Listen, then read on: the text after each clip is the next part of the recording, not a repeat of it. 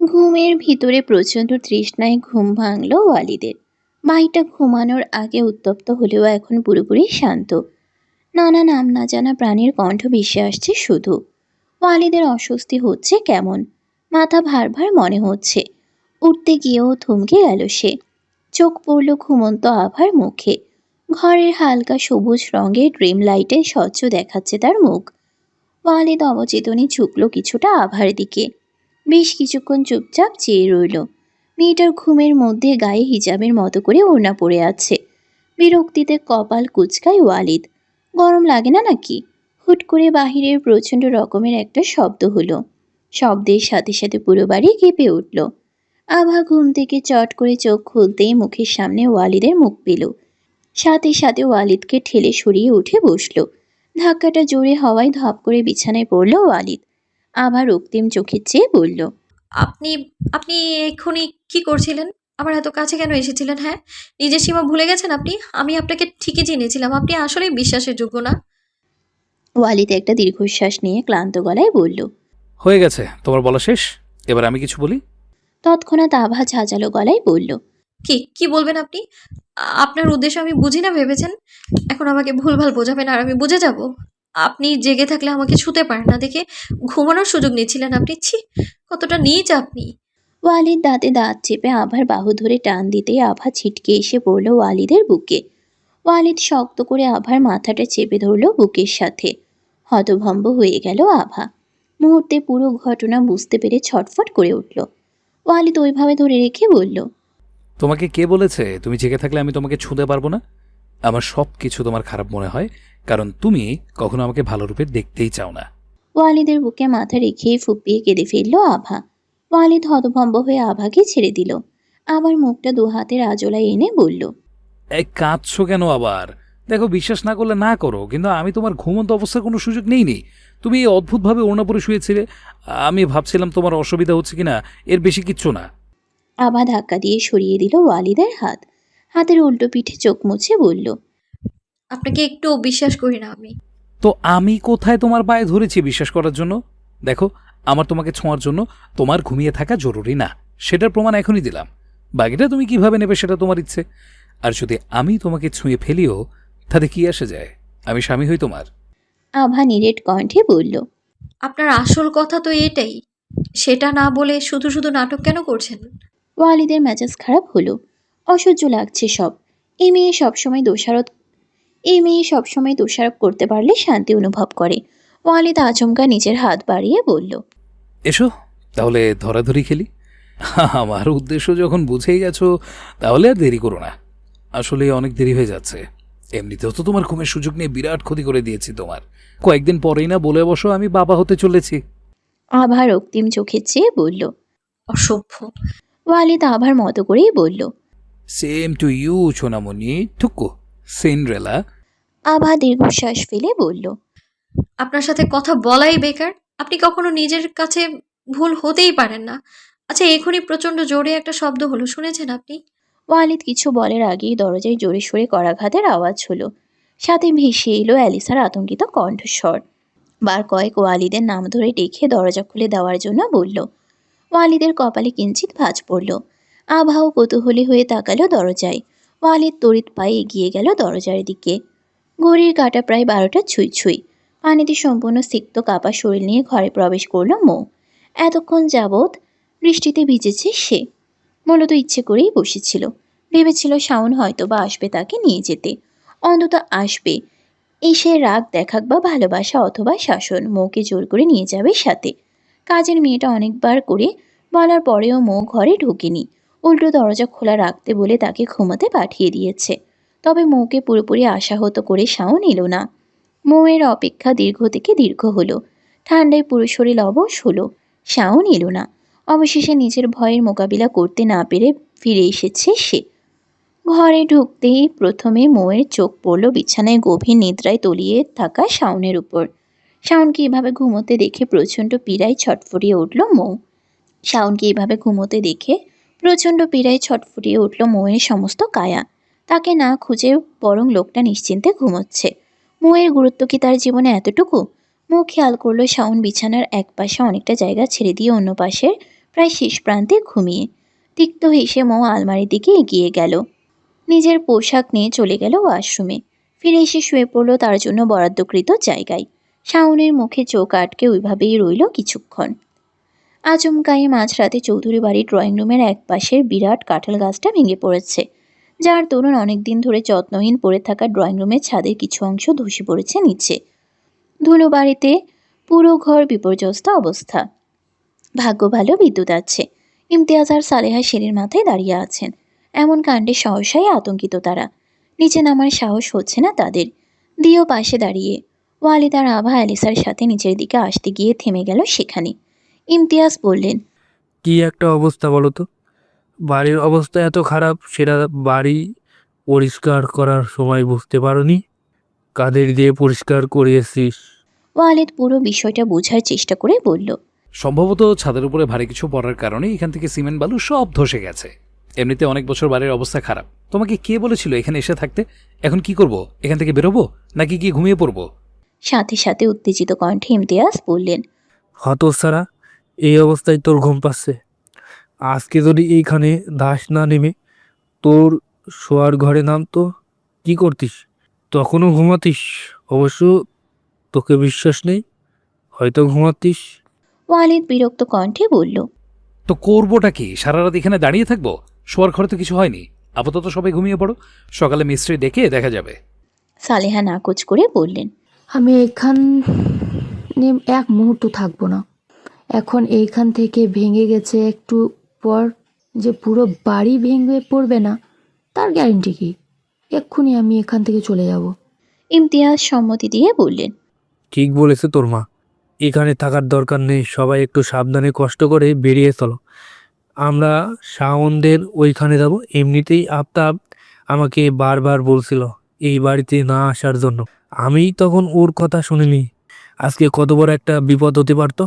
আল্লাহ জন্মের মতো রক্ষা করেছেন, লাখো লাখো শুক্রিয়া। না গেলে হয় না? পরিবর্তে ইমতিয়াজ কড়া চোখে তাকাতেই চুপসে গেল ওয়ালিদ। সিঁড়ি বেয়ে উপরের দিকে যেতেই সালেহা বললেন, তুই ওদিকে কোথায় যাচ্ছিস? দেখ ওয়ালিদ, সিরিয়াস সময়ে মজা কিন্তু আমার ভালো লাগছে না। ওয়ালিদ ঘুরে তাকিয়ে বলল, মম রিল্যাক্স, আমি আমার ফোনটা আনতে যাচ্ছি। ওটা ছাড়া আমি গেম খেলবো কিসে? ফোন ছেড়ে যেতে পারবো না। তাতে এই বাড়ি এখন ভেঙে পড়লেও ওকে উদ্ধার আমাকে করতেই হবে। বিরক্ত হতে কপাল কুঁচকে ইমতিয়াজ চলে গেলেন বাইরে বের হওয়ার উদ্দেশ্যে। সালেহাও হন্তদন্ত হয়ে স্বামীর পিছু নিলেন। সাথে বাকি সবাইকেও দ্রুত তার সাথে যেতে বললেন। আভা অবাক হয়ে একবার ওয়ালিদের পানে চাইল। সে দিব্যি হেলতে ধুলতে ঘরের দিকে হাঁটা ধরেছে। তালুকদার বাড়িটা সকাল সকাল যেন গমগম করছে। বাড়িতে পুনরায় অনেক লোকের সমাগম। ড্রয়িং রুমে সবাই মিলে বসে রাতের কথাই আলোচনা হচ্ছে। কাল রাতে আসার পর অবশ্য ইমতিয়াজ, সালেহা সহ বাড়ির অর্ধেক সদস্যই আর রাতে ঘুমাননি। ড্রয়িং রুমে বসে বিভিন্ন গল্পে মশগুল ছিলেন। আমেনা আর অমেলা মিলে সকালে নাস্তা করছেন। সাথে আভা আর মৌ আছে। এর মধ্যেই বাড়িতে উপস্থিত হলেন আমেনার দূর সম্পর্কের বোন আর বোন জামাই। মূলত মৌয়ের বিয়েতে তারা উপস্থিত থাকতে না পারায় এখন এসেছেন দেখা করে নিমন্ত্রণ করার জন্য। আমেনার বোনের নাম ফরিনা। ছোট থেকে তাদের বন্ধুত্ব ছিল বেশ গাঢ়। ফরিনার স্বামী একজন ডাক্তার, নাম মোশাররফ। ভদ্রলোকের বয়স ফরিনার তুলনায় বেশ অনেক বেশি। ইতোমধ্যে তাকে বেশ বয়স্ক মনে হচ্ছে। মুখে ক্লিন শেপ করা বিধায় চামড়ার ভাঁজ দৃশ্যমান, সাথে মাথায় ধবধবে সাদা চুল। তিনি ইমতিয়াজ আর সালেহার সাথে বেশ রসিয়ে রসিয়ে গল্প করছেন। এই বেলায় আবার চা দিতে আসলেই তিনি বললেন, আরে তুমি কত বড় হয়ে গেছো, তোমার নামটা যেন কি ছিল? আভা মৃদু হেসে বলল। আভা। ভদ্রলোক চমৎকার হেসে বললেন, আরে হ্যাঁ, আবহা। এত সুন্দর নামটা আমি ভুলে গেলেও এই মিষ্টি মুখের মেয়েটা যে অসম্ভব মিষ্টি, সুন্দর চা করতে পারে সেটা কিন্তু ভুলিনি। পাশ থেকে ফরিনা বললেন, সে যত মিষ্টি চা করুক না কেন, তোমার চা কিন্তু চিনি ছাড়া খেতে হবে। ওনাকে নিয়ে আর পারি না। একজন ডাক্তার কি করে এত অনিয়ম করতে পারে বলতে পারেন? আমি ডাক্তার বলেই তো জানি কতটা অনিয়ম করা সংযত হবে। মুখ বাঁকালেন ফরিনা। সকলে হাসল। বসার ঘরে এত হাসি ঠাট্টা দেখে বিরক্তিতে কপাল কুঁচকে এসে বসল ওয়ালিদ। সালেহা আর ইমতিয়াজ পাশাপাশি বসেছিলেন। ওয়ালিদ এসে ঠিক মাঝখানে বসেছে। ইমতিয়াজ বিরক্ত চোখে একবার তাকালেও কিছু বলতে পারলেন না। এমনটা এই ছেলে সবসময় করে, এতে তিনি অভ্যস্ত হয়ে গেছেন। বাবাকে একটু খোঁপছাতে পেরে সবার অগোচরে বিজয়ীর হাসি হাসল ওয়ালিদ। কাল রাতে এখানে আসার পর বুঝতে পেরেছে তার গায়ে প্রচণ্ড জ্বর। কিছুটা অবশ্য এখন কমলেও শরীরে বেশ অস্বস্তি হচ্ছে তার। এর মধ্যেই একটু প্রশান্তি পাওয়ার চেষ্টাই সে করছে। সালেহার সাথে সাথে ছেলের মাথায় হাত দিয়ে চেক করলেন। নমনীয় কণ্ঠে বললেন, তোর জ্বর তো এখন আছে, ওষুধ খেয়েছিস? জ্বর বাঁধালি কি করে বলতো? কিছু খাবি? কিছু বানিয়ে দিতে বলবো? ওয়ালিদ মাথা এলিয়ে দিল মায়ের কাঁধে। অলস ভঙ্গিতে বলল, শুধু কফি খাবো। আভা, এক কাপ কফি দাও তো। এটা কে? আপনার ছেলে? সালেহা মৃদু হেসে বললেন, হ্যাঁ, আমার ছোট ছেলে ওয়ালিদ। আর একটু আগে যাকে দেখলেন ওটা মেয়ে, ও সবার ছোট, অ্যালিসা। আভা কফি ওয়ালিদকে দিয়ে ফিরে যেতেই যাচ্ছিল, তখনই ফরিনা এক প্রকার জোর করেই পাশে বসালো। তারপর মৃদু হেসে জিজ্ঞেস করলেন, তুমি তো এবার কলেজে পড়ছো তাই না আভা? আভা সম্মতিসূচক মাথা নাড়ল। ফরিনা আমিনার উদ্দেশ্যে বললেন, হ্যাঁ রে আমিনা, ময়ের বিয়ে তো দিয়ে দিলি, আভারটা কবে দিবি? ভাইজান এখানেই আছে, যখন তখন আমি একটা প্রস্তাব রাখতে চাই। আসলে দেখ, আভার বিষয়ে আমরা সবাই জানা, মেয়েটার দুকুলে কেউ নেই, তোরাই ওর সব। এমন মেয়েকে কিন্তু সহজে কেউ তার বাড়ির বউ করতে চাইবে না। যদি চায়ও, তারাও খুব একটা জাতের হবে বলে মনে হয় না। আমার বাপু অর্থ সম্পদের লোভ নেই, আমার ওই একটাই ছেলে রবিন, ওর জন্য শুধু একটা টুকটুকে বউ হলেই হবে। তোদের যদি আপত্তি না থাকে, আভাকে আমি রবিনের বউ করতে চাই। দেখ, তুই জামাইয়ের শাশুড়ি হয়ে গেলি, অথচ আমি তোর বড়, আমার ছেলেও মৌয়ের বড়, ওর বিয়েটা তো এবার দিতেই হয় তাই না? মুহূর্তেই সকলের মুখে গাম্ভীর্য ভর করল। ওয়ালিদ বিস্ফোরিত চোখে একবার ফরিনাকে দেখে দীর্ঘশ্বাস ফেলল। নির্লিপ্ত ভঙ্গিতে পুনরায় ঠোঁট ডোবালো কফির কাপে। সবাইকে হঠাৎ চুপচাপ আর থমথমে হয়ে যেতে দেখে কিছুটা অস্বস্তি বোধ করলেন ফরিনা। আবারও কেমন যেন অস্বস্তি হতে লাগলো। ওয়ালিদের দিকে চোখ তুলে চাইতেই সম্মুখীন হলো ওয়ালিদের তীক্ষ্ণ দৃষ্টির। মুহূর্তে চোখ নামিয়ে নিল আভা। ওয়ালিদ যে তার দিকে তাকিয়ে আছে তার ধারণাতেই ছিল না। কিন্তু এই লোকের এভাবে তাকানোর মানে কি? সে কি চায় আভা বলবে সে যে বিবাহিত? তার নিজেরও তো মুখ আছে, এমনিতে তো বউ বউ করতে থাকে, এখন মুখে কুলু পেটে কফি খাচ্ছে। আভাও কিছুতে মুখ খুলবে না। ফরিনা আবারও বললেন, আপনারা সবাই অবাক হলেন নাকি? ভাবছেন হুট করে কিভাবে বিয়ের কথা বলছি? আসলে আভাকে আমি অনেকবার দেখেছি, আমার এবং আমার স্বামী দুজনেরই অনেক পছন্দ। এত লক্ষ্মী মেয়ে। এবার আসার আগে আমরা দুজনেই কথা বলছিলাম যে যদি গিয়ে দেখি আবার বিয়ে হয়নি, তাহলে এবার বিয়ে পাকা কথা একদম সেরে আসবো। আর এখন আমি ভাবতেছি যদি ভাইজান অনুমতি দেন, তাহলে আমরা আর ফিরবো না, রবিনকে ফোন করে ডেকে নেব, তারপরে এখান থেকে বিয়ে পড়িয়ে একেবারে বউ নিয়ে বাড়ি ফিরবো। কি বলেন সবাই? ভালো হবে না? এই পর্যায়ে ওয়ালিদ তার হাতে থাকা কফির কাপটা শব্দ করে সামনে রাখা টেবিলের উপর রাখল। আভা কেঁপে উঠল সেই শব্দে। বাকি সবাইও দৃষ্টিপাত করলো ওয়ালিদের পানে। ওয়ালিদ সামান্য হেসে বলল, শি ইজ অলরেডি ম্যারিড। কি ব্যাপার আভা, তুমি বলনি এনাদের তুমি যে বিবাহিত? বিবাহিত কথাটা শুনতেই হতবাক হলেন ফরিনা। বিস্ফোরিত নয়নে চাইলেন আভার পানে। কিছুটা অবিশ্বাসের স্বরে বললেন, বিবাহিত? কই, আমরা তো জানি না। কবে বিয়ে হয়েছে? আর কার সাথে? আফতাব মৃদু গলা ছেড়ে মৃদু হেসে বললেন, আসলে মৌয়ের সাথে সাথে আবারও বিয়েটা একই দিনে হয়ে গেছে। ওই যে ওয়ালিদ আমার বন্ধুর ছোট ছেলে, ওর সাথেই আবার বিয়েটা হয়েছে। ফরিনা অবাক চোখে বিস্ময় ভোর করল। বললেন, সে কি, এসব আমাকে আগে বলবেন না? ছি ছি, আমি না জেনে ওর বরের সামনেই। কিন্তু আমার কি দোষ বলুন তো? আজকালকার মেয়ে ছেলে এমন হয়েছে এক একটা। এ যে আভাকেই দেখো, ওকে দেখে কেউ বলবে ও বিবাহিত? মৌকে দেখে তাও বোঝার উপায় আছে। ওকে এইভাবে দেখলে শুধু আমি কেন, যে কেউই অবিবাহিত বলে ভুল করবে। ওয়ালিদ কৌতূহল নিয়ে বলল। সেটা কেন? ভাবিকে বিবাহিত মনে হয়, ওকে নয় কেন?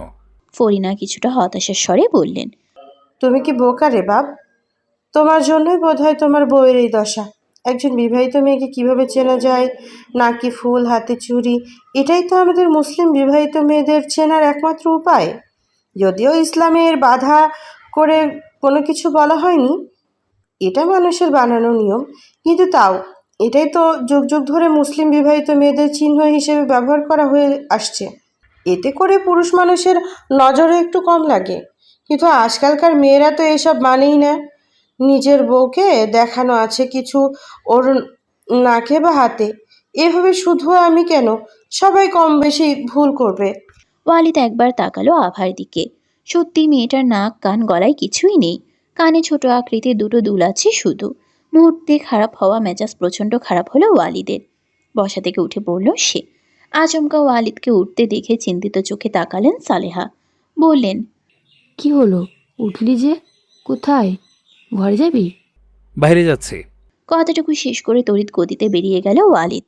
সালেহা পেছন থেকে অনেকবার ডাকার পরেও শুনলেন না। শুনল না। ওয়ালিদের অসুস্থতা নিয়ে চিন্তিত তিনি। হতাশ হয়ে দীর্ঘশ্বাস ফেলে বললেন, আর এই যে আভা, তুমি একটা ঝামেলা করতে না পারলে কি তোমার শান্তি হয় না? আমার ছেলেটাকে তো ঠিকই ফাঁসিয়ে বিয়ে করে ওর গলায় ঝুড়ে পড়েছো, তবে এখন এসব চুরি নাকফুল না পড়ে কি প্রমাণ করতে চাইছো তুমি? অসুস্থ ছেলেটাকে আমার রাগ করে বেরিয়ে গেল, কোথায় গেল কে জানে, না খেয়ে বেরিয়ে গেল। এইভাবে কি নিজেকে অবিবাহিত প্রমাণ করে কি আরও ছেলে পটানোর ইচ্ছে আছে তোমার? সালেহার কথায় তিক্ত তীরে জর্জরিত হয়ে মিয়ে গেল আভা। চোখ জোড়া টলমল করে উঠল প্রচণ্ড কথারূপী ছুরির আঘাতে। এটা সত্যি বিয়েটাকে মন থেকে মানতে পারেনি বিধায় বিয়ের চিহ্ন গায়ে রাখার কথা ভাবেনি আভা। কিন্তু বারবার নিজের চরিত্রের উপর আঙ্গুল তোলা কিভাবে সহ্য করা যায়? প্রচণ্ড অপমানে কোথাও হারিয়ে যেতে প্রচণ্ড ইচ্ছে হলো আভার। সে যদি পারত ওয়ালিদের মতো বেরিয়ে যেতে তাহলে বোধহয় ভালো হতো, কিন্তু তার পক্ষে তো সম্ভব না। আচমকা আবার মনে হলো ওয়ালিদের কথা, কোথায় গেল ওইভাবে? এটা সত্যি সে অসুস্থ। মুহূর্তে আবার মনে হলো সে কেন ভাবছে ওই লোকের কথা। তার এই অবস্থার জন্য ওয়ালিদ কি দায়ী না? শাওন শান্ত স্বরে বলল, আম্মু কি সব বলছো বলো তো? মন্তাসের আজকাল নাক ফুল চুরি এইসব দিয়ে কি যায় আসে? কত শত মেয়ে আছে যারা এইসব এড়িয়ে চলে, তাই বলে কি তারা সবাই আবারও বিয়ে করার আশায় বসে আছে? তুমি কিন্তু আভাকে এইভাবে অপমান করার রাইট রাখো না আম্মু। আমরা সবাই জানি ভাই আর আভার বিয়েটা কিভাবে হয়েছে, কার কতটুকু দোষ ছিল আর কার ছিল না। ছেলের কথায় মুহূর্তে তেলে বেগুনে জ্বলে উঠলেন সালেহা। ক্ষুব্ধ কণ্ঠে বললেন, তুই আমাকে বলছিস ওয়ালিদের কোনো দোষ নেই বুঝ? সব দোষ শুধু আর শুধুমাত্র এই মেয়েটার। এই মেয়েটা খুব কৌশলে আমার ছেলের মাথা খেয়েছে, নয়তো ওয়ালিদ নিজে আমাকে বলেছিল ওই মেয়েটাকেও ছেড়ে দেবে। ইমতিয়াজ থমকে উঠলেন। আহা, চুপ করো তুমি সালেহা। তোমার বোধ বুদ্ধি কি সব লাভ পেয়েছে? বাইরে লোকের সামনে কি সব বলে চলেছো তখন থেকে? মানছি তুমি তোমার ছেলেকে ভালোবাসো, তাই বলে সন্তান স্নেহে অন্ধ হয়ে যাওয়া ঠিক না। এই মেয়েটার যদি দোষ থাকে তাহলে দোষ তোমার ছেলেরও আছে। শাওন ঠিকই বলেছে, আঙ্গুল তুলতে চাইলে দুজনের দিকেই তোলা উচিত। শুধু শুধু এই মেয়েটাকে হেনস্থা করা বন্ধ করো তুমি। ইমতিয়াজের কথা শেষ হওয়ার আগে বসা থেকে উঠে পড়লেন সালেহা।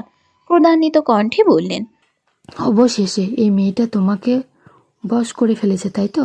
বাপ ছেলে সবাই অন্ধ হয়ে গেছো এই মেয়ের ন্যাকা ন্যাকা কান্না দেখে। আমার থেকে এই মেয়েটা বড় হলো তোমাদের কাছে। মনে রাখবো সবটা। সরি, এই মেয়ে যেদিন তোমাদের পিছনে ছুরি মারবে সেদিন বলতে এসো। কথাগুলো শেষ করে চলে গেলেন সালেহা। আমার পক্ষে বসে থাকা সম্ভব হলো না। প্রচণ্ড অপমানে গা রিরি করছে তার। সবাইকে উপেক্ষা করে এক প্রকার ছুটে চলে এলো নিজের ঘরে। ওয়ালিদ ফিরল দুপুরের পর। ঘরে ঢুকতেই আভাকে শুয়ে থাকতে দেখল। যদিও সময়টা বিকেল, তবুও আভাকে সাধারণত এই সময়ে ঘুমোতে দেখা যায় না। তার উপর ওয়ালিদের ঘরে থাকার বদলে নিজের পূর্বের ঘরে শুয়ে আছে। অসময়ে শুয়ে থাকতে দেখে কিঞ্চিত কপালে ভাঁজ পড়ল ওয়ালিদের। আবার কাছে গিয়ে মুখের দিকে সামান্য ঝুঁকতেই দৃষ্টিগোচর হলো তন্দ্রায় নিমগ্ন থাকা আভার সামান্য লালা মুখখানা। ওয়ালিদ দীর্ঘ সময় নিয়ে দেখতেই নজরে এলো গালের আশেপাশে শুকিয়ে যাওয়া পানি। মেয়েটা কেঁদেছে, কিন্তু কেন? ওয়ালিদ অনেক ভেবে হাজার কারণ পেল। এই মেয়ের কি কান্না করার মতো কারণের অভাব আছে নাকি? ভাবতেই বুক চিরে একটা দীর্ঘশ্বাস বের হলো। আভাকে জাগাতে গিয়েও থমকে গেল ওয়ালিদ। মনে হলো আর কিছুক্ষণ দেখলে ক্ষতি কি। হাত দিয়ে আলতো করে সরিয়ে দিল আবার মুখে আসা অবাধ্য বেয়ারা চুলগুলোকে। সে স্পর্শে কিঞ্চিত নড়ে উঠল আভা। সাথে সাথে ছিটকে সরে গেল ওয়ালিদ। বুকের ভেতরটা নড়ে উঠেছে তার। এখনই জেগে গিয়ে না জানি কি কি দোষ চাপিয়ে দেবে। সেগুলো শোনার প্রস্তুতি নিল, তবে ওয়ালিদকে হতাশ করে উঠল না আভা। পুনরায় আভার ঘুমন্ত মুখে চোখ পড়তেই থমকায় ওয়ালিদ। আভাকে ডাকা উচিত এবার, নয়তো অঘটন নিশ্চিত। কিছুটা আভার কানের কাছে ঝুঁকে শান্ত স্বরে কয়েকবার ডাকতেই উঠে বসল আভা। ওয়ালিদ ধপ করে খাটে বসে পড়ল, গম্ভীর স্বরে বলল, ফাইনালি সিন্ড্রেলার ঘুম ভাঙলো তাহলে? তা কি এমন অঘটন ঘটেছিল শুনি? এই অসময়ে তোমার হাতে পায়ে সোনার কাঠির উপর কাঠি কে দিয়েছিল? আভা চুপ করে রইল। তখন ঘরে আসার পর দরজা ভিজিয়ে অনেক কেঁদেছিল সে। তারপর কখন ঘুমিয়ে গেছে টের পায়নি, কেউ ডাকেও নি। আবার জানালা দিয়ে বাহিরে তাকাতেই বুঝলো বিকেল হয়ে এসেছে। ওয়ালিদ খাট থেকে উঠে বেশ গম্ভীর কণ্ঠে বলল, ঘরে চলো, এখানে এসেছো কেন? কথার পিঠে ধীম আওয়াজে আভা বলল, আপনি আমাকে ছাড়ছেন না কেন? দেখুন, বন্ধ করুন এইসব আর ছেড়ে দিন আমায়। আপনি আপনার মাকে বলেছিলেন আমায় ডিভোর্স দেবেন, তাহলে এখনো কেন অপেক্ষা করছেন আপনি? ওয়ালিদ কড়া গলায় বলল, দেখো, বাজে কথা একটু ভালো লাগছে না আমার। তোমার সাথে অনেক বোঝাপড়া বাকি আছে এখনো। ঘরে চলো। দেখুন আমি আবার কথা শেষ হওয়ার আগেই খাটের পাশে থাকা টেবিলে জোরে সোরে একটা লাথি বসালো ওয়ালিদ। তার উপরে থাকা ফুলদানিটা শব্দ করে নিচে পড়ল। কেঁপে উঠল আভা। ওয়ালিদ দাঁত পিষে বলল, বললাম না ঘরে যেতে, কথা কানে যাচ্ছে না নাকি? তুমি এইভাবে মানবে না, তাই না? অন্যভাবে বোঝাবো? এক সেকেন্ড, এরপর যা হবে তার জন্য কিন্তু দায়ী তুমি। কথাটা বলে আভাকে পাজাকোলা করে তুলে নিল ওয়ালিদ।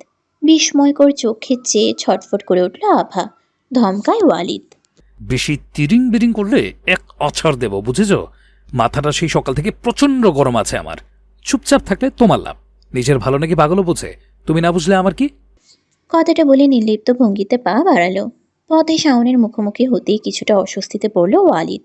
আভার সাথে সাথে শান্ত হয়ে গেছে। শাওন অবশ্য তেমন প্রতিক্রিয়া দেখালো না, বরং না দেখার ভান করে স্বাভাবিক ভঙ্গিতে পাশ কাটিয়ে চলে গেল। ওয়ালিদ ঘরে এসেই নামালো আভাকে, সাথে সাথে গম্ভীর স্বরে আদেশ ছুড়ল। বসো। আভা বিরক্ত চোখে চেয়ে বলল, কেন? আমি বলেছি তাই। আপনি বলে শুনতে হবে? ওয়ালিদ উত্তর দিল না। ড্রেসিং টেবিলের উপর থেকে একটা শপিং ব্যাগ নিয়ে আসলো। সেখান থেকে 3টা বক্স বের করে খাটের উপর রাখলো। একটা বক্স খুলতেই সেখান থেকে স্বর্ণের একজোড়া চুড়ি বেরিয়ে এলো। চিকন চুড়িগুলোতে শুকনো কাজ করা, ভীষণ সুন্দর। অন্যটা খুলতেই দেখা গেল একটা সোনার চেইন। সর্বশেষ বাক্সটায় দেখা গেল একটা ছোট্ট নাকফুল। আভার অবাকের সীমা পেরিয়েছে বহু আগে। হতবাক চোখে তাকিয়ে রইল জিনিসগুলোর দিকে। ওয়ালিদ কিছুটা ধীরস্বরে বলল, তোমার বিয়ে হয়েছে, বড় জীবিত আছে, তাহলে এইসব তোমার গায়ে নেই কেন? বিয়ের সময় দেওয়া হয়েছিল, তাই না? নাকি ঠিক করেছো তোমার ওই প্রেমিকের না দেওয়া কোনো জিনিস গায়ে তুলবে না? মুহূর্তে বিস্ফোরিত নেত্রে চাইল আভা। প্রচণ্ড ক্রোধে চোখ মুখ কুঁচকে এলো তার। গরম চোখে চেয়ে বলল, কি বাজে কথা বলছেন? প্রেমিক মানে? প্রেমিক মানে জানো না? যে তোমাকে মন প্রাণ জান কিডনি লিভার সব দিয়ে ভালোবাসে। তোমার আছে তো একজন, একদম দিওয়ানা যাকে বলে, ওই অরণ্য না বন্য। যত সব বাজে কথা। কথাটা বলে আভা বেরিয়ে যেতে চাইল সেখান থেকে। ওয়ালিদ হাত ধরে টেনে সামনে আনলো। চুড়ি দুটো তুলে আবার হাতে পরিয়ে দিল। তারপর হাতটা সামনে ধরে বলল, আজকের পর এগুলো সব সময় তোমার হাতে থাকবে, বুঝতে পেরেছো? আর একটা কথা ভালো করে মাথায় ঢুকিয়ে নাও। এতদিন তুমি একা, এতিম, অনাথ যাই ছিলে, আমার যায় আসে না। কিন্তু এখন তোমার একটা পরিচয় আছে। তুমি শাহরিয়ার ওয়ালিদ চৌধুরীর স্ত্রী। আজকের পর তুমি না তো অসহায়, আর না তো একা। তোমার নিজেকে ছোট ভাবার দরকার নেই, আর না তো কারো অপমান সহ্য করবে। এমনিতে তো মুখ দিয়ে কথার বন্যা বের হয়, অন্য কারো সামনে গেলেই মুখের তলা পড়ে যায়, তাই না? পারো খালি ফ্যাচ ফ্যাচ করে কাঁদতে। আভা তীক্ষ্ণ চোখে চেয়ে বলল, আপনার মাকেও অপমান করব? ভালো লাগবে আপনার? তাছাড়া কোন কথার ভিত্তিতে আমি নিজেকে প্রমাণ করব? কেউ বিশ্বাস করে না আমাকে। আপনার মায়ের ধারণা আমি আপনাকে ফাঁসিয়ে বিয়ে করেছি। আমি বিশ্বাস করি তোমাকে, বাকি কে বিশ্বাস করলো না করলো কি যায় আসে? সবার সামনে তোমার প্রমাণ করা তো কিছু নেই। তোমার প্রমাণ আমার সামনে করা উচিত। আর আম্মু যদি পরেরবার এমন কিছু বলে, তাহলে স্বীকার করে নেবে তুমি সত্যি ফাঁসিয়েছ আমাকে। আর এটাও বলবে তার ছেলের এতে কোনো সমস্যা নেই, জেনে শুনেই ফেসে যেতে পেরে সে আনন্দে অভিভূত। কথাটি শেষ করে মৃদু হাসল ওয়ালিদ। প্রচণ্ড ক্রোধে চোখ দুটো ছলছল করে উঠল আভার। ওয়ালিদের থেকে নিজেকে ছাড়ানোর চেষ্টা করে ব্যর্থ হলো। ক্ষুব্ধ নেত্রে দৃষ্টিপাত করে বলল, আমি ফাঁসিয়েছি আপনাকে? কেন, তুমি ফাঁসাওনি? মোটেও না, বরং আপনি ফাঁসিয়েছেন আমায়। তাহলে এখনই আমাকে আই লাভ ইউ বলে প্রমাণ করো। কথাটা বলেই চোখ টিপল ওয়ালিদ। আভা চোখ বড় বড় করে তাকিয়ে মুহূর্তেই ফুঁসে উঠল, বলল। কি বাজে কথা বলছেন? এটা কোনো প্রমাণের পন্থা হলো নাকি? ওয়ালিদ ভাবুক ভঙ্গিতে বলল। আপাতত তো এর থেকে ভালো পন্থা আমার ভাবনায় আসছে না। বাদ দাও, যেটা বলতে চাই সেটা হচ্ছে, দেখো আভা, আমি জানি আমি ভুল করেছি। আমি তোমাকে বিয়ে করার আগে তোমার জীবন যেমনই ছিল একটা নির্দিষ্ট পর্যায়ের ছিল, আর এইভাবে থাকলে হয়তোবা তুমি নিজের লক্ষ্যেও পৌঁছে যেতে একদিন। এটা সত্যি, আমি তোমার জীবনটা এলোমেলো করে দিয়েছি। কিন্তু তুমি বলো, এখন যদি আমি তোমাকে ছেড়ে দেই তাহলে সেটা কি তোমার জন্য আরো খারাপ হবে না? আমি তোমাকে বিয়ের আগে এত সব ভাবিনি, কিন্তু এখন ভেবেছি আমি যদি তোমাকে ছাড়ি সেটা তোমার জন্য আরো বড় সমস্যা হয়ে দাঁড়াবে। আভা তীক্ষ্ণ কণ্ঠে বলল। সেজন্য দয়া করছেন? ওয়ালিদ সামান্য হাসল। তুমি কি চাও? দেখো, এইটুকু মানুষ এত মাথা খাটানো ঠিক না। এদের বাড়িতে যে পড়ে আছো, এরা কি তোমায় দয়া করে রাখেনি? আভা ছল ছল চোখে চেয়ে বলল। মরে যেতেই তো চেয়েছিলাম। মুখ নিচু করে সরতে চায় আভা, চায় না চোখের পানি দেখাতে। ওয়ালিদ সরতে দেয় না, উল্টো এক হাতে কোমর জড়িয়ে টানলো আরেকটু কাছে। স্তব্ধ হয়ে তাকায় আভা। ওয়ালিদ এক হাত দিয়ে আভার চোখ থেকে পানিটুকু মুছে দিয়ে বলল। জীবনটা যখন আমি দিয়েছি তখন সম্পূর্ণ অধিকার আছে আমার। আর সবচেয়ে বড় সত্যি হচ্ছে, এতদিন এই বাড়িতে তুমি দয়ায় থাকলেও এখন তুমি আছো অধিকারে, আমার স্ত্রীর অধিকারে। এটা কি আগের থেকে বেটার না? আমি কি তোমাকে জোর করেছি? আমার স্বামীর অধিকার ফলানোর চেষ্টা করেছি? বরং আমি তোমাকে স্বাধীনতা দিয়েছি, চাই একটা সুন্দর জীবন দিতে, যেটা তুমি ডিজার্ভ করো। তাহলে আমার প্রতি এত বৃতৃষ্ণা কিসের আভা? তুমি দেখো না স্বপ্ন, আমি পূরণের দায়িত্ব নেব। আগেও যেমন ছিলে এখনো তেমন থাকো। স্বামী হিসেবে না মানতে পারো, একজন বন্ধু হিসেবে তো অ্যাটলিস্ট ভালো করে কথাটা বলতে পারো। আভা থমকালো, প্রচণ্ড বিস্ময়ে অভিভূত হলো। কথাগুলো তেতো হলেও তো সত্যিটাই বলেছে ওয়ালিদ। কিন্তু নিজের অসহায়ত্বের কথায় পুনরায় ছিন্ন ভিন্ন হলো তার ছোট হৃদয়। ওয়ালিদ থমকানো রমণীর চুপসে যাওয়া মুখটা দেখে মজা পেল বেশ। আভাকে ছেড়ে দিয়ে বলল। তোমার মতো মেয়ে না আমার জন্য লাইনে দাঁড়িয়ে থাকে, সেখানে তোমার সিরিয়াল কত হবে? 50? হ্যাঁ, 450 তো ছাড়িয়েই যাবে। আভা শান্ত গলায় বলল। ফেরত দিন কি? আমার 490 টাকা। আমি যথেষ্ট অনুতপ্ত যে আপনাকে টাকাটা দিয়েছিলাম আমি। বারবার 450 মাঝখানে এনে কি প্রমাণ করতে চান আপনি? বিরক্ত লাগে আমার। এখনই ফেরত দেবেন আমার 490 টাকা। ওয়ালিদ সামান্য হেসে বলল। আসলে কি বলতো, আমার কাছে এত ছোট অ্যামাউন্টের টাকা থাকে না সব সময়। তার উপরে তোমার জন্য শপিং করতে সব টাকা শেষ করে ফেলেছি। মেয়েদের জিনিসের এত দাম, আপাতত তো আমার কাছে নেই, পরে বাবার থেকে নিয়ে দিয়ে দেবো। থাকবে কি করে? আপনি তো বেকার। এত বড় দামড়া একটা লোক, বেকার থাকতে লজ্জা করে না আপনার? সারাক্ষণ খালি বড় বড় কথা। আরে এত কিছু কিনতে আপনাকে কে বলেছে? হ্যাঁ, বলেছিলাম আমি। ওয়ালিদ অবাক হয়ে বলল। তুমি আমাকে খোটা দিচ্ছ? তোমারও এত তেজ না মানায় না, ঠিক আছে? বরং আমার মতো বর পেয়ে তোমার খুশিতে 3 দিন ভাত খাওয়া উচিত না, বিরিয়ানি খাওয়া উচিত। আর শোনো, এগুলো চুপচাপ পড়ে ফেলো। আজকের পর যদি তোমাকে বিধবা সেজে ঘুরতে দেখেছি তো দেখবে ওয়ালিদ কি জিনিস। আভা ভ্রুকুচকে জিজ্ঞেস করল। কি করবেন? পরবর্তীতে কাবিননামার কাগজ তোমার গলায় ঝুলিয়ে দেব, তা ওয়াটার প্রুফ করে বাঁধিয়ে। তাড়াতাড়ি পড়ে ফেলো, নয়তো আমাকে পড়াতে হবে। সাহায্য করব? আভা তড়িঘড়ি করে বলল। না, দরকার নেই, আমি পারছি। ওয়ালিদ মৃদু হেসে খাটে বসতে বসতে বলল। এরপর আমাকে 1 কাপ কফি দিও, মাথাটা প্রচন্ড ব্যথা করছে, জ্বর জানি মনে হচ্ছে। তুমি দুপুরে শুয়েছিলে কেন বললে না তো? আভার দিকে থেকে কোনো উত্তর না পেয়ে বিছানায় গা এলিয়ে দিল ওয়ালিদ। চোখ দুটো বুঝে ফেলল ক্লান্ত ভঙ্গিতে। আভা একবার তাকিয়ে পুনরায় তার মনোযোগ দিল নাকফুল পরাতে। নাকফুল নাকে দিতে গিয়ে অবস্থা খারাপ, ব্যথায় চোখে পানি চলে আভার। চোখ মুছে ফেলতেই দৃষ্টি পড়ল ড্রেসিং টেবিলের উপরে থাকা আরও কয়েকটা শপিং ব্যাগের উপর। আভা বুঝল না ব্যাগে কি আছে, তার দেখা উচিত হবে কিনা। ব্যাগগুলোতে তোমার জন্য কিছু পোশাক আছে। আসার পর থেকে 3টা পোশাকের বেশি তোমাকে পরতে দেখিনি। এত ভালো রাখে এরা তোমায়। ওয়ালিদের গম্ভীর কণ্ঠে সহসাই চমকে উঠল আভা। মুখ ঘুরিয়ে তাকাতেই দেখল ওয়ালিদ কপালের উপর এক হাত তুলে দিয়ে চোখ বন্ধ করে আছে। আভা একে একে ব্যাগগুলো দেখল। মোট 7টা ব্যাগ, প্রতিটাতে জামা প্যান্ট ওড়না সহ আছে। কালো রঙের একটা জর্জেট শাড়ি জড়িয়েছে গায়ে। ফর্সা শরীরে কালো রংটা মারাত্মক আভা ছড়াচ্ছে, বৃদ্ধি করছে সৌন্দর্য। মুখে হালকা সাজের প্রসাধনী, ঠোঁটে গাঢ় লিপস্টিক আর চোখে দিয়েছে গাঢ় কালো কাজল। এতটুকুতেই যেন সৌন্দর্য উপচে পড়ছে তার। ড্রেসিং টেবিলের সামনে বসে শেষবারের মতো নিজেকে একবার দেখে নিল। বড্ড অস্থির লাগছে তার।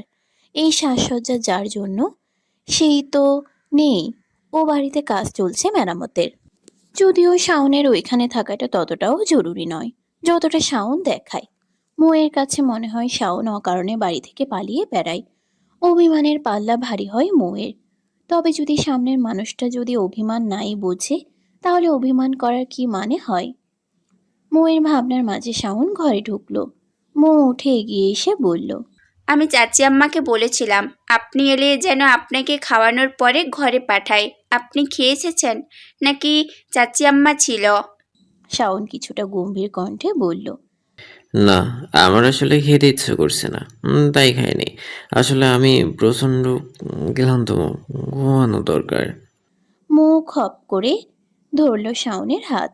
শাওন ফিরে তাকালেও কোনো প্রতিক্রিয়া দেখালো না। মোয়ের শরীর ক্রমশ উত্তাপ হচ্ছে ক্রোধে, অভিমানে। চোখ দুটো আচমকাই ছলছল করে উঠেছে। তবুও নিজেকে স্বাভাবিক রেখে বলল, আপনার জন্যই তো সেজেছি, শাড়ি পরেছি, কেমন লাগছে আমায়? শাওন অনিচ্ছে সত্ত্বেও তাকালো মোয়ের পানে। সাদা অর্ধাঙ্গিনীর সৌন্দর্যে সামান্য মুগ্ধ হলো বোধ হয়। মেয়েটা নিঃসন্দেহে সুন্দর, সাথে এই কয়েকদিনে তার ব্যবহারেও কেমন কোমলতা খুঁজে পাওয়া যায়। মোয়ের জায়গায় অন্য মেয়ে হলে হয়তোবা এতদিনে একটু হলেও রাগ বিদ্বেষ ঠিকই দেখাতো। রাতে শাওনের পাশে শুয়ে নিঃশব্দে কান্না করতে দেখেছে শাওন। মোকে ভালোবাসতে না পারার জন্য আজকাল শাওনের নিজের উপরই রাগ হয়। মেয়েটা বোধহয় এতটাও খারাপ থাকা ডিজার্ভ করে না। শাওন আচমকাই ঠোঁট ছোয়ালো মোয়ের ললাটে। আবেশে চোখ জোড়া বন্ধ করে ফেলল মো। তার চোখে জমা অশ্রুর ফোঁটা ঝরে। শাওন মৃদু হেসে বলল, মো হাত দিয়ে চোখ মুছে বলল।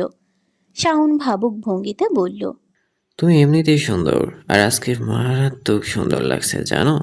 মারাত্মক সুন্দরটা কি? যেই সৌন্দর্য আরেকজনের জন্য ক্ষতিকর। খবরদার এমন সৌন্দর্য নিয়ে বাইরে যেও না। আচ্ছা, তোমার কাছে মাথা ব্যথার কোনো ওষুধ আছে? আমার না প্রচণ্ড মাথা ব্যথা ধরেছে।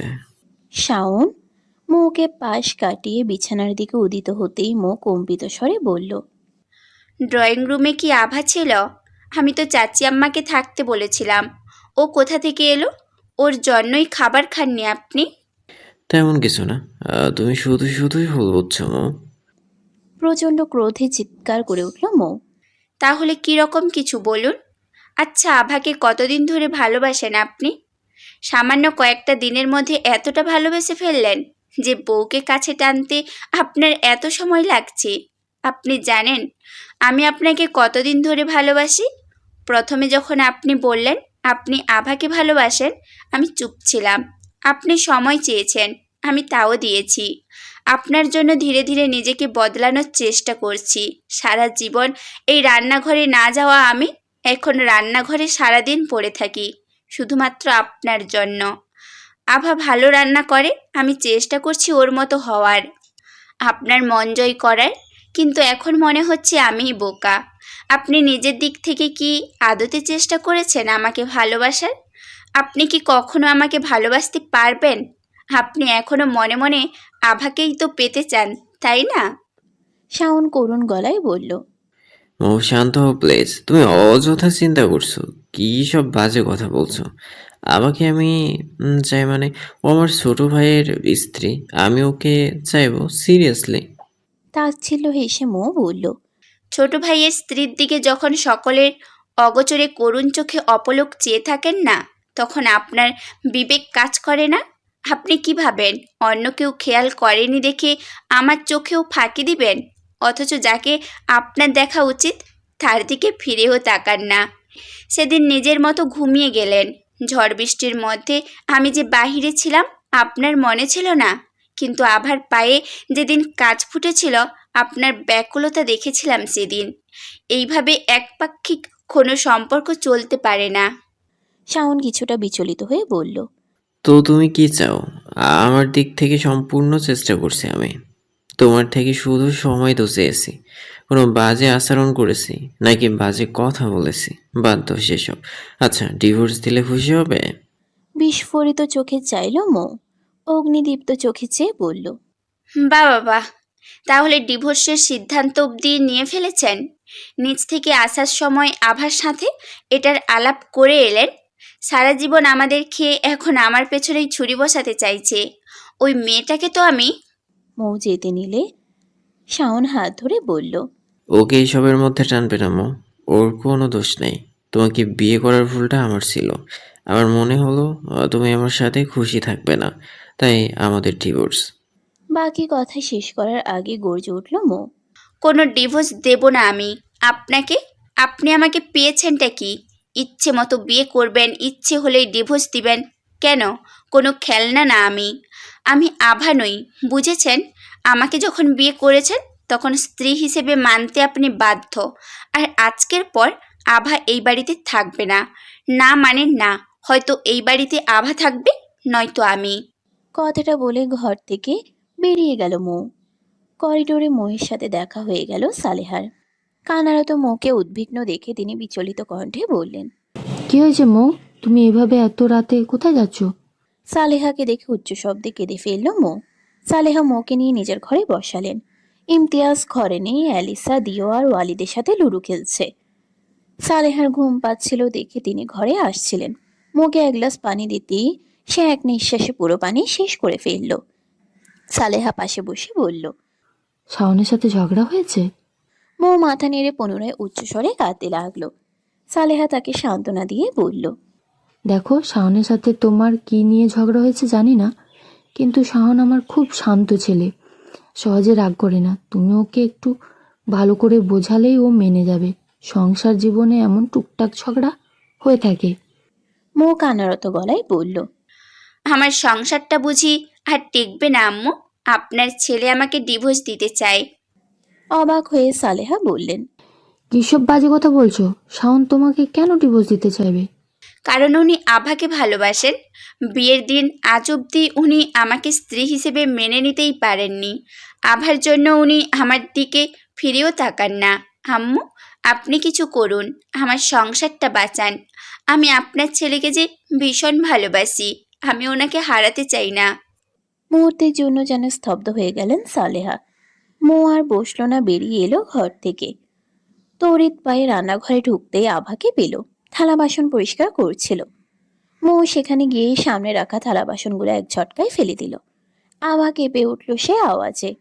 প্রচণ্ড ক্রোধে ফুঁসছে মৌ। শাওন এসে দাঁড়িয়েছে তৎক্ষণাৎ। মৌ আবার হাত ধরে রান্নাঘর থেকে টেনে বের করে এক প্রকার ধাক্কা দিল ড্রয়িং রুমে। চিৎকার করে বলল, বেরিয়ে যা আমার বাড়ি থেকে, এই মুহূর্তে এখান থেকে চলে যাবি।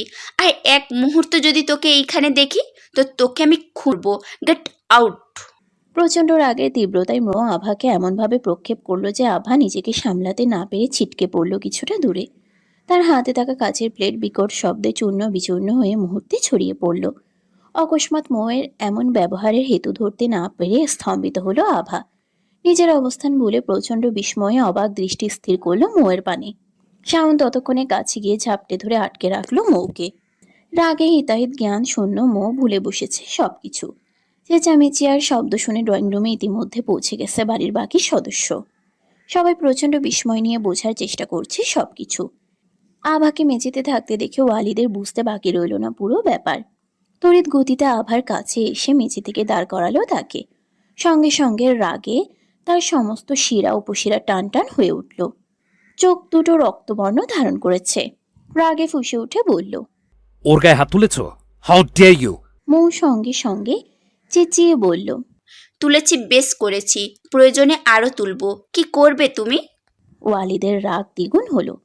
সেটাই করবো যেটা তুমি ওর সাথে করেছো। আমাকে ঘাটিও না, নয়তো খুব খারাপ হবে। মৌ চড়াও গলায় বলল, মুখ সামলে কথা বলো। আমি তোমার বড় ভাবি হই, সেটা কি ভুলে গেছো? আমার সাথে তুমি এভাবে কথা বলতে পারো না। ওয়ালিদ তা ছিল এসে বলল, আমি কি কি পারি তোমার ধারণার বাইরে। আগে বলো, কোন সাহসে তুমি ওর গায়ে হাত তুলেছ? নয়তো ধমকে উঠল শাওন। ওয়ালিদ, তুই কিন্তু বাড়াবাড়ি করছিস।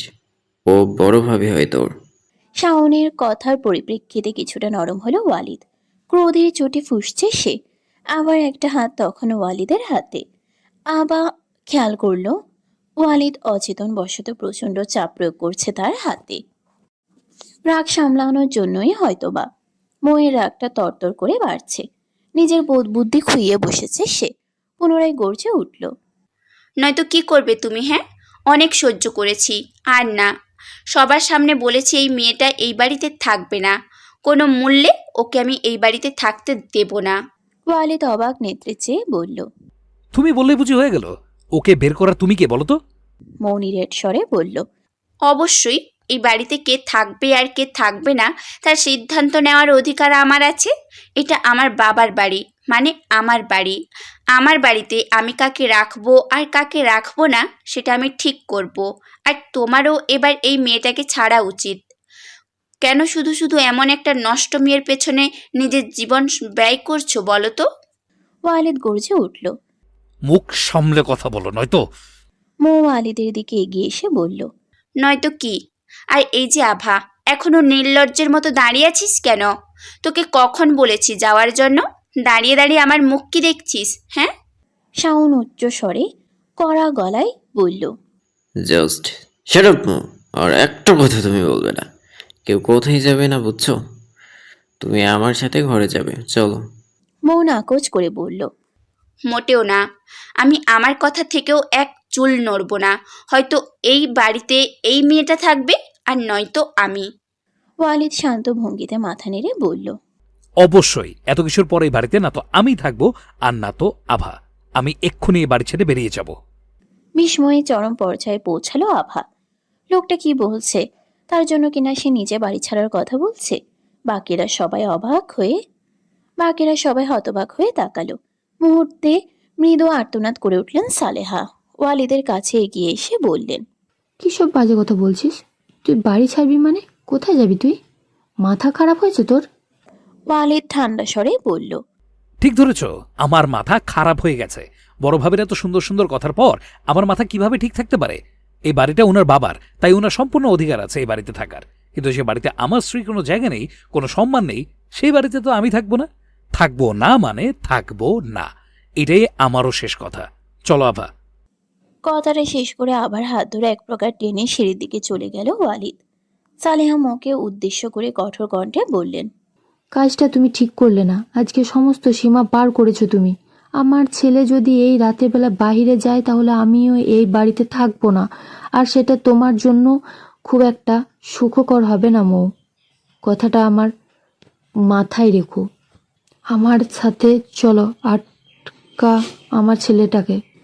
একের পর এক জিনিস ব্যাগে ভরে চলেছে ওয়ালিদ। সালেহা বারবার তার হাত থেকে বিভিন্ন জিনিস ছিনিয়ে নিয়ে পুনরায় তার পূর্বের অবস্থানে রাখার চেষ্টা করছে। দিও অ্যালিসা বারবার বারণ করা সত্ত্বেও ওয়ালিদকে থামাতে পারছে না। আভা একপাশে দাঁড়িয়ে ভীত নয়নের সবটা পরখ করছে। ওয়ালিদকে এর আগে এতটা রেগে যেতে সে কখনো দেখেনি। রাগে চোটে ফর্সা মুখটা রক্তিম বর্ণ ধারণ করেছে। কপাল গলায় চিকচিক করছে ক্ষুদ্র ক্ষুদ্র পানির কণা। আভা বুঝতে পারছে না তার কি করা উচিত। ভাবনার মাঝে ওয়ালিদ ক্ষুব্ধ কণ্ঠে চেঁচিয়ে উঠল। কি হলো, সঙ্গের মতো দাঁড়িয়ে আছো কেন? তোমাকে কি বললাম আমি? এখনো দাঁড়িয়ে দাঁড়িয়ে কার জন্য অপেক্ষা করছো? দেখো আভা, আমার মাথা প্রচন্ড গরম আছে, আমি কিন্তু দ্বিতীয়বার বলবো না। দিও শান্ত স্বরে বলল। ওয়ালিদ, বোঝার চেষ্টা কর। তুই এখন কোথায় যাবি বল? অনেক রাত হয়েছে। আচ্ছা, তুই না হয় কালকে সকালে চলে যাস। এখানে থেকে যা একটু, আন্টির কথাটা ভাব। ওয়ালিদ চোখ তুলে তাকালো, বলল। আমার না তোমাদের ঘ্যান ঘ্যান একদম ভালো লাগছে না। তখন যেমন চুপ করেছিলে, এখনো সেইভাবে চুপচাপ আমাকে বেরিয়ে যেতে দাও। আর আপাতত এই ঘর থেকে বের হও সবাই, নয়তো আমি ব্যাকপ্যাক রেখে এই মুহূর্তে ওর হাত ধরে বেরিয়ে যাব। দীর্ঘশ্বাস ফেললেন সালেহা। ছেলেকে ভালো মতো চেনেন তিনি, কতটা জেদি আর একরক্ষা। ওয়ালিদ এইভাবে যখন একবার সিদ্ধান্ত নিয়ে ফেলেছে তখন তাকে টলানো অসম্ভব। ব্যর্থতা মেনে নিতেও তার মন মানছে না। দুশ্চিন্তায় পুরো মাথা নড়বড় করছে তার। এদিকটা ছেড়ে দিয়ে তিনি ছুটলেন স্বামীর কাছে। এই আশায় ইমতিয়াজ হয়তোবা আটকাতে পারবেন তাকে। নিজের ঘরেই বিরস মুখে বসে আছেন ইমতিয়াজ। ছেলের ভাবনায় কিছুটা মুশগুল তিনিও।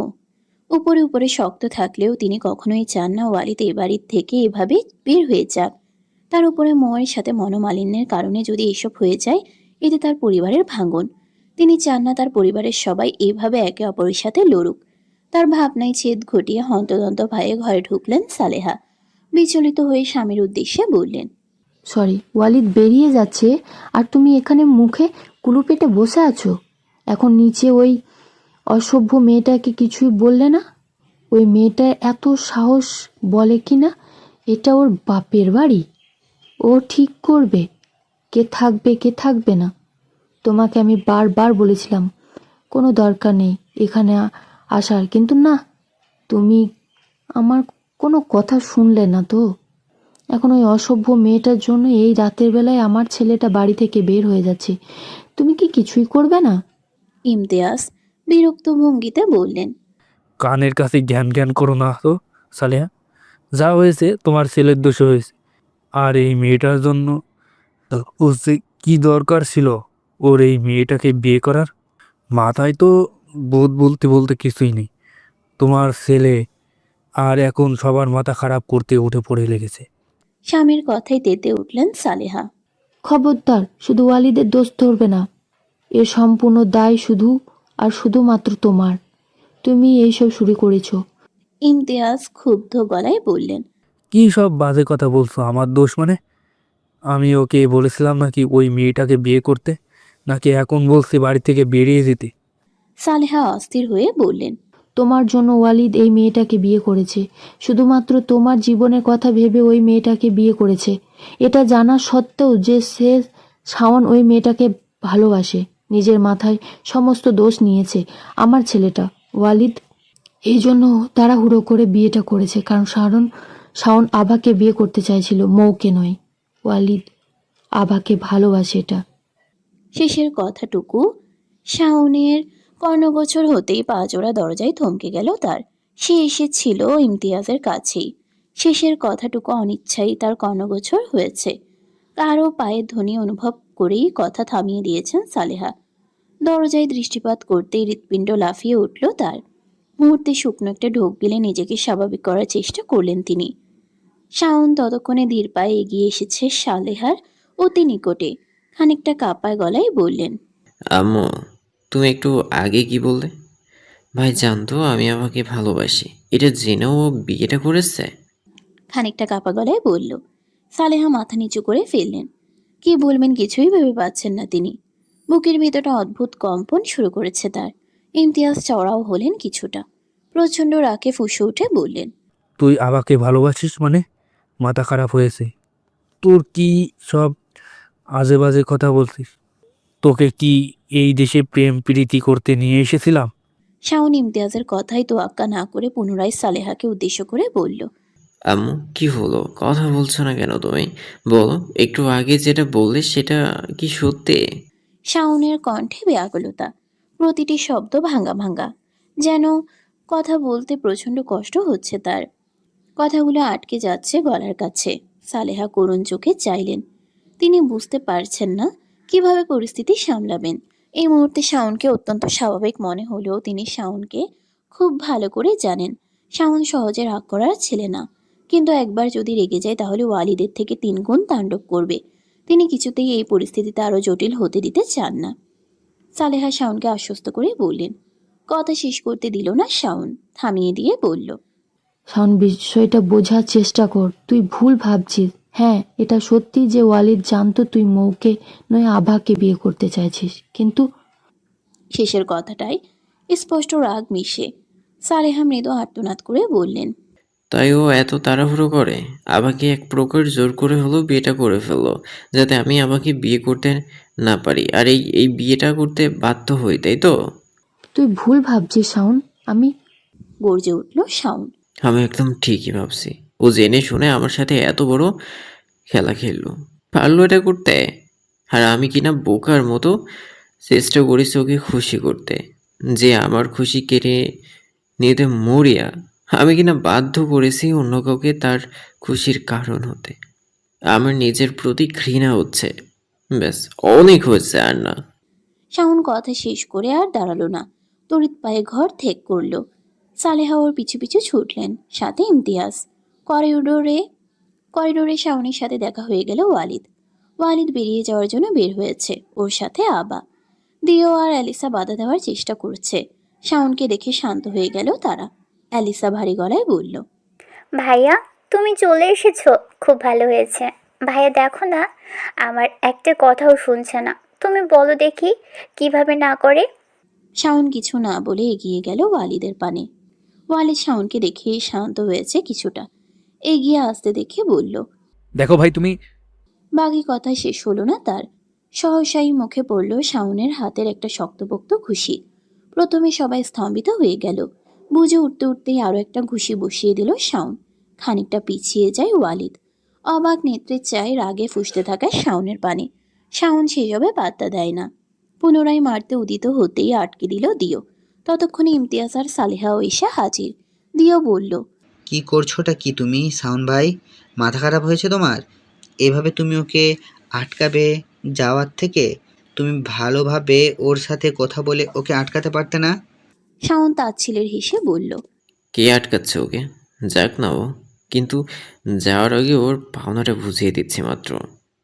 তুই সর সামনে থেকে, আজকে মাঝখানে যেই আসবে তার জন্য খুব খারাপ হবে। ওয়ালিদ হতভম্ব হয়ে তাকালো। অস্ফুট স্বরে বলল, ভাই ভাই তুমি তেড়ে গিয়ে ওয়ালিদের জামার কলার চেপে ধরল শাওন। কঠিন স্বরে বলল, কে তোর ভাই? আমি তোর কেউ না, বুঝেছিস? আর এটা তুই নিজে প্রমাণ করেছিস আমাকে বিয়ে করে। এটা জানা সত্যি যে এই মেয়েটাকে আমি ভালোবাসি, তারপরেও তুই ওকে বিয়ে করেছিস। আমার নিজের ভাই হলে তুই কিছুতেই এটা করতে পারতি না। আমার জীবনে এত মূল্যবান একটা জিনিস তুই এইভাবে ছিনিয়ে নিতে পারতি না। তোর জায়গায় আমি হলে তো কখনো এটা পারতাম না। তুই প্রমাণ করে দিয়েছিস তুই আর আমি আলাদা। এক গাছের ছাল অন্য গাছে জোড়া লাগে না, তেমনি রাস্তা থেকে কাউকে তুলে এনে সারা জীবন ভালোবাসা দিয়ে বড় করলো সে আপন হয় না তুই। বাকি কথা শেষ করার আগে ইমতিয়াজের হাতে শক্তপোক্ত একটা চড় খেয়ে ছিটকে গেল শাওন। পড়তে গিয়েও নিজেকে সামলে নিল। ইমতিয়াজ আরো একটা চড় বসিয়ে ক্ষান্ত হলেন। কড়া গলায় বললেন, আর একটা বাজে কথা যদি তোর মুখ দিয়ে বের হয়েছে তো আমার থেকে খারাপ কেউ হবে না। কি ভেবেছিস কি এক একজন নিজেকে? আমি ইমতিয়াজ চৌধুরী, এখনো বেঁচে আছি। শাওন যেন আজকে অপ্রতিরোধ্য। পুনরায় বলল, আমাকে মারলে সত্যিটা মিথ্যা হয়ে যাবে না? আমি ভাবতেই পারছি না এই ছেলেটা আমি নিজের ভাই ভাবতাম। হ্যাঁ, আপন ভাবতাম। আমার শরীরের একটা গুরুত্বপূর্ণ অঙ্গ মনে মনে করে আগলে রাখতাম। না চাইতেও ও ছোট থেকে আমার সমস্ত জিনিস ওর সাথে শেয়ার করেছি। সবসময় ভালো জিনিসটা ওকে দিয়েছি। আমি শুধু দিয়েই গেছি। আর নিতে নিতেও এতটা স্বার্থপরে পরিণত হয়েছে। ওর সত্যিটা জানা উচিত। ওর জানা উচিত ওর যোগ্যতা কতটুকু। ওয়ালিদের বুকের ভিতর বোধ হয় শব্দ করে কিছু একটা ভাঙল। তীব্র যন্ত্রণায় শ্বাস আটকে আসতে লাগলো। কথাগুলো গলার কাছে ঢিলের মতো আটকে। ওয়ালিদ ঢোক গিলে নিজেকে সামলানোর চেষ্টা চালায়। ইমতিয়াজ পুনরায় চড় বসিয়েছেন শাওনের গালে। প্রচণ্ড ক্রোধে রণমূর্তি ধারণ করেছেন তিনি। সালেহা স্তম্ভিত হয়ে গেছেন। তার চোখ দিয়ে অনবরত অশ্রু ঝরছে। অ্যালিসা দিয়েও দুজনেই হতবাক। বাকি কথা যেন তাদের মাথার উপর দিয়ে যাচ্ছে। ওয়ালিদ অনেক কষ্ট অস্ফুট স্বরে বলল, মম ড্যাড ভাই এসব কি বলছে? আমি তোমাদের নিজেদের ছেলে নই। ভাই যা বলছে তা সত্যি। শব্দ করে কেঁদে ফেললেন সালেহা। কান্নারত গলায় বললেন, সব মিথ্যা। তুই আমার ছেলে। শাওন পাগল হয়ে গেছে, মাথা খারাপ হয়েছে, বোধ বুদ্ধি লোপ পেয়েছে ওর। তুই তো বুঝতাস বল শোনা। তুই ওর কথায় বিশ্বাস করিস না, এসব কিছু সত্যি না। ওয়ালিদ সালেহার কথা শুনলেও আমলে নিল না। পুনরায় ইমতিয়াজকে উদ্দেশ্য করে কাপা গলায় বলল, তুমি বলো ড্যাড, আমি আমি তোমার ছেলে নই। আমি অন্য কারো সন্তান। আমি কে ড্যাড? তাহলে আমি কে? চুপ করে থাকবে না। আমি জানতে চাই আমি কে। ইমতিয়াজ চিৎকার করে বললেন, তুই ওয়ালিদ, তুই শাহরিয়ার ওয়ালিদ চৌধুরী, ইমতিয়াজ চৌধুরীর ছোট ছেলে। কি যায় আসে, আমি তাকে জন্ম দেয়নি তো? কি যায় আসে সালেহা? তোকে পেটে ধরিনি তাতে? আমি তোকে হাত ধরে চলতে শিখিয়েছি সালেহা। তোর মুখে প্রথম খাবার তুলে দিয়েছি। তোকে প্রথম কথা বলতে শিখিয়েছি। তোর প্রথম বুলি বাবা ছিল, আর সেই বাবাটা আমি। আমরা তোকে বড় করেছি, তুই আমাদের সন্তান। মুহূর্তে যেন পুরো পৃথিবী এলোমেলো হয়ে গুড়িয়ে গেল ওয়ালিদের চোখের সামনে। চোখ দুটো ঝাপসা হয়ে এলো। দাঁড়িয়ে থাকার শক্তি পাচ্ছে না সে। কিন্তু এখানেও আর থাকার সক্ষমতা হচ্ছে না। টলমল পায়ে কোনো বাক্য ব্যয় ছাড়া বেরিয়ে গেল তড়িৎ বেগে। সালেহা আর্তনাদ করে উঠলেন। সঙ্গে সঙ্গে মাটিতে বসে পড়লেন তিনি। ইমতিয়াজ কয়েকবার পেছনে ডেকেও ফেরাতে পারলেন না। তিনি অনুভব করলেন তার শ্বাস নিতে কষ্ট হচ্ছে। বুকে হাত দিয়ে ওইখানে বসে পড়তেই দিও আর অ্যালিসা তাকে ধরল। শাওন আব্বু বলে ধরতে এগোতেই তিনি হুঙ্কার দিয়ে বললেন। খবরদার বাবা বলে রাখবি না আমাকে। আভা শুকনো চোখে পরখ করল সব। তার দৃষ্টি নিবদ্ধ ওয়ালিদের চলে যাওয়ার পানে। কোথায় গেল ও? আভাকে ফেলে গেল। আবারও কি যাওয়া উচিত? মুহূর্ত পেরোতেই আভা ছুটল সেদিকে। ইমতিয়াজের প্রচণ্ড শরীর খারাপ। টানা দুশ্চিন্তা আর টেনশনের চাপ তাকে একেবারে ভেঙে ফেলেছে। এত রাতে কোনো ডাক্তার বাড়িতে আনা সম্ভব নয়। তাই সবাই মিলে সিদ্ধান্ত নেওয়া হলো ইমতিয়াজকে নিয়ে হাসপাতালে যেতে হবে। কথা মতো অরণ্যকে গাড়ি বের করতে বলা হলো। ইমতিয়াজের এই হঠাৎ অসুস্থতায় বাড়ির সবাই ওয়ালিদের ব্যাপারটা ভুলেই গেছে। মনে থাকলেও এখন সেটা দেখাশোনা করার মতো মানসিক অবস্থায় কেউ নেই।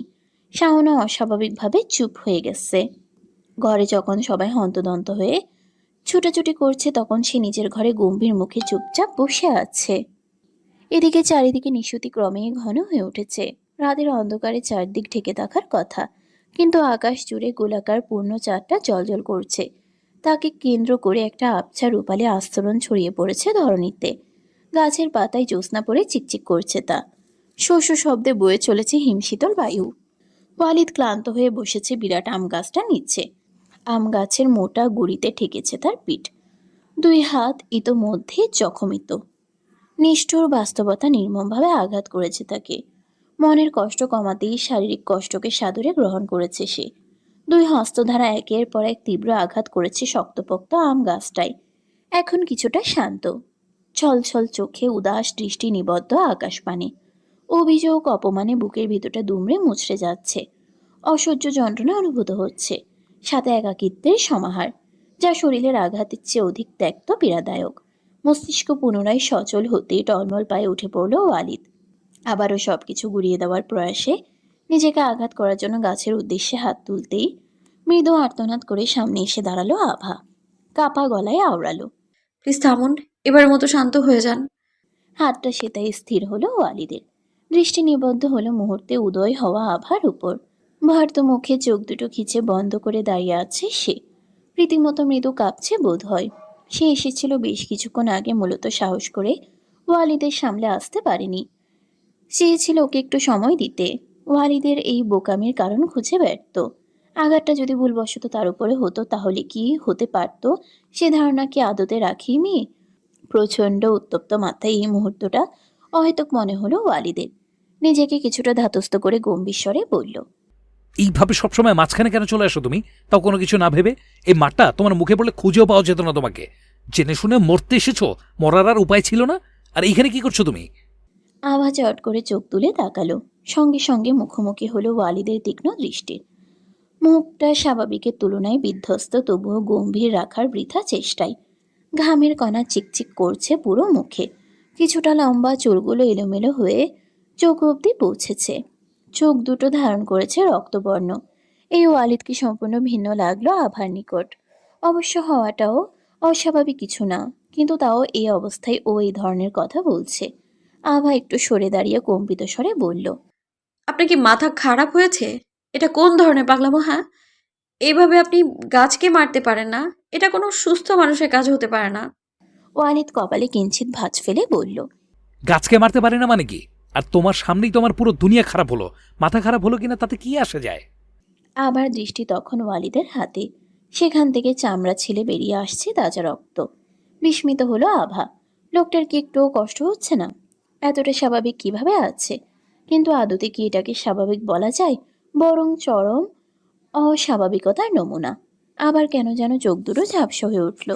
এই কষ্ট যে তার পরিচিত, তবে তার থেকে ওয়ালিদের বিষয়টা বোধহয় অতিশয় করুণ। আভা তো তাও ছোট থেকে জানে সে অনাথ, পাওয়া বা হারানোর কিছু নেই। কথায় বলে না, একেবারে না পাওয়ার থেকে পেয়ে হারানো বেশি যন্ত্রণাদায়ক। আবার দৃষ্টি অনুসরণ করে মুহূর্তে হাত দুটো পকেটে ঢুকিয়ে ফেলল ওয়ালিদ। নিরেট স্বরে বলল, কথা বলছো না কেন? এখানে কেন এসেছো? আভা ঠান্ডা কণ্ঠে বলল। আপনি আমাকে সাথে না নিয়ে চলে এলেন যে? এই পর্যায়ে চমকালো ওয়ালিদ। প্রচণ্ড বিস্মিত দৃষ্টিতে তাকিয়ে বলল, মাথা খারাপ হয়েছে তোমার? কাকে কি বলছো ধারণা আছে? আভা মৃদু মাথা নেড়ে বলল। কেন, আপনি জানেন না? ওয়ালিদ দীর্ঘশ্বাস ফেলে বলল, দেখো, আগের বিষয় আর এখনকার বিষয়টা আলাদা। তখন ভেবেছিলাম আমি তোমাকে আগের থেকে সুন্দর একটা জীবন দিতে পারবো, কিন্তু এখন আমি সে নই যেটা আমি ছিলাম। তো মানুষটা কি বদলে গেছেন? সামান্য হাসলো ওয়ালিদ। বিষাদপূর্ণ সে হাসি। কেমন করে তাকালো আভার পানে। শান্ত স্বরে বলল, যার নিজের জীবনের কোনো ঠিক নেই সে তোমাকে কি দেবে? আমার কাছে তোমাকে দেওয়ার মতো কিচ্ছু নেই, বরং এখন তুমি আমার সাথে থাকলে আগের থেকে খারাপ থাকবে হয়তোবা। আর সব থেকে বড় কথা, থাকবেটা কোথায়? আর তুমি আসলে আমার সাথে থাকতে চাও নাকি? কথাটি শেষ করে পুনরায় গাছের নিচে পা ছড়িয়ে বসলো ওয়ালিদ। আভা দেখল তার, নিজেও এগিয়ে গিয়ে বসলো ওয়ালিদের পাশে। ওয়ালিদ সেদিকে ব্রুকুচকে চেয়ে মুখ ফিরিয়ে নিল। আভা ভাবুক চিত্তে বলল, দেখুন, আমি এমনিতেও আর ওই বাড়িতে থাকবো না, বা আমি যদিও থাকতে চাই তাও আমাকে থাকতে দেওয়া হবে না। আর আজকে আমার এই অবস্থার জন্য কে দায়ী? এখন আপনিই আমাকে মাঝপথে ছাড়তে পারেন না। বিয়ে করেছেন, দায়িত্ব পালন করুন। ওয়ালিদ কঠিন চোখে চেয়ে বলল, দায়িত্ব পালন করব? আমার সাথে থাকবে? কোথায় শুনি? এই গাছের নিচে? আপনি যদি রাখতে পারেন তো থাকলাম, কিন্তু আপনার উচিত না নিজের বউকে গাছতলায় রাখা? এখানে অনেক কষ্ট হয়ে যাবে, তাই না?